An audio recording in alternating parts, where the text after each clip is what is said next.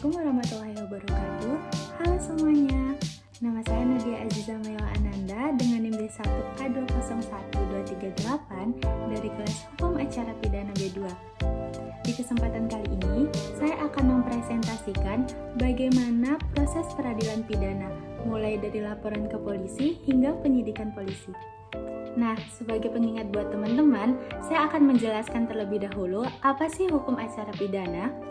Menurut Van Bemmelen, hukum acara pidana merupakan suatu ketetapan hukum yang mengatur suatu negara terhadap adanya suatu dugaan terjadinya pelanggaran pidana dan mencari kebenaran melalui alat-alatnya dengan cara diperiksa di persidangan dan diputus oleh hakim dengan cara menjalankan putusan tersebut. Berikutnya, ada sumber-sumber hukum dari hukum acara pidana. Yang pertama, Undang-Undang Dasar 1945, Pasal 24 dan 25. Yang kedua, Undang-Undang Nomor 8 Tahun 1981 tentang KUHP. Yang ketiga, Undang-Undang Nomor 48 Tahun 2009 tentang Kekuasaan Kehakiman. Yang terakhir atau yang keempat, Undang-Undang Nomor 5 Tahun 1986 tentang Mahkamah Agung. Selanjutnya, kita masuk pada tahapan peradilan pidana. Tahapan peradilan pidana terdiri dari 4 tahapan. Yang pertama penyidikan, yang kedua penuntutan, yang ketiga pemeriksaan, dan yang keempat atau yang terakhir adalah pelaksanaan putusan pengadilan atau eksekusi.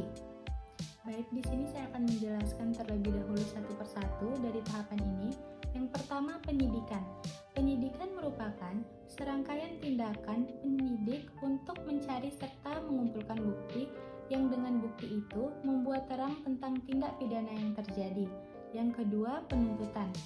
Penuntutan merupakan tindakan penuntut umum untuk melimpahkan perkara pidana ke pengadilan negeri yang berwenang dengan permintaan supaya diperiksa dan diputus oleh hakim di sidang pengadilan. Yang ketiga, pemeriksaan. Pemeriksaan perkara di pengadilan negeri dilakukan setelah penyerahan perkara oleh penuntut umum. Pemeriksaan perkara oleh hakim di sidang pengadilan didasarkan pada dakwaan dari jaksa penuntut umum, di mana jaksa penuntut umum akan memberikan bukti-bukti yang didapat dari hasil penyidikan kepolisian. Yang keempat atau yang terakhir adalah pelaksanaan putusan pengadilan.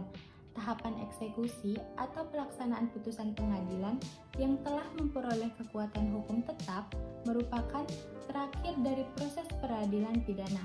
Tahapan ini dilakukan oleh seorang jaksa. Berikutnya, masuk pada alur laporan atau aduan dugaan tindak pidana di kepolisian. Yang pertama, datang ke kantor polisi terdekat dari lokasi tindak pidana.